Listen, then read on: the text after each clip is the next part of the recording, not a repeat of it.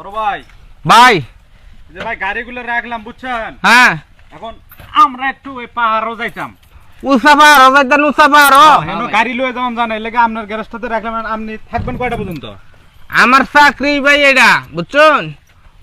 উসাবার যাইতেন না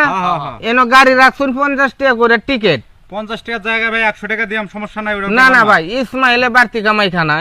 এই যে টিকিট লুন ভাই আমার যেটা এই যে লুন এটা দিয়ে আইলে পাইবেন ঠিক আছে